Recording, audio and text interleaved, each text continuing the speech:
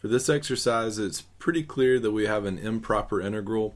I can look at this integral and pretty much tell right away because I've got an infinity in one of my limits of integration. So that means that the interval that I'm integrating over is infinitely long. And so that means I'm going to have to handle this like an improper integral. So here's what we do for these guys. We don't integrate from 0 up to infinity, obviously, because then we couldn't use the fundamental theorem of calculus. That requires we be on a closed finite interval. So we'll go up from 0 up to a dummy constant. We'll call it like b. So we'll integrate this guy the same way, but rather than integrate from 0 all the way up to infinity, whatever our graph looks like, we'll go from 0 only up to b. Right now, when we're done, what we'll do when we're finished is we'll take the limit as b pushes this way the rest of the way to infinity to get the rest of the area.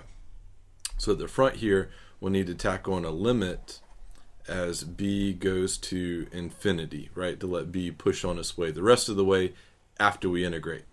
All right, so now the next step of the problem is we have to integrate this guy so that we can plug in b, plug in 0, and subtract.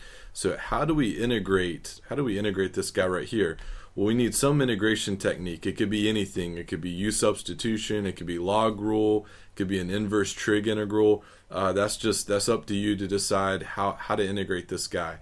I hope it's clear to you that this guy would be the log rule, and the reason I know that is because if we choose the denominator to be your u, then what's the derivative of 1 plus e to the x? The derivative of 1 is 0, and the derivative for e to the x is e to the x. So this would be your du. Okay, so you basically have du over u. That is the log rule, right? That is the log rule. So this guy's integral here would be the natural log of the absolute value of 1 plus e to the x.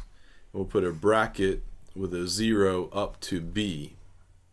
Okay, the integration's been done. We'll still have the limit as b goes to infinity when we're finished. All right, now we'll plug in a b and plug in a 0 and subtract. So let's do that right here. So we'll take the limit as b goes to infinity. We'll have, let's see, if we plugged in b, we'd have the natural log of 1 plus e to the b. And then if you plug in a 0, e to the 0 is 1, and 1 and 1 make 2. So you'd have minus the natural log of 2. Okay, so that's some decimal. Okay, a little intuition here. As b gets larger, e to the b will definitely get larger. You add 1 to that, it's going to get even larger, and the natural log of an increasingly large number will certainly go to infinity. Subtracting a piddly little decimal, natural log of 2, it's not really going to do a whole lot to stop it either. So this guy's going to go to infinity, which means that this improper integral here is going to diverge, right? Diverge. Okay, so that's pretty much how we handle this. This is a pretty typical one. You know, instead of going from 0 up to infinity, you stop it at a finite value, do the integration, then once the integration's finished, then let your value b or a or c or whatever run on the rest of the way to infinity.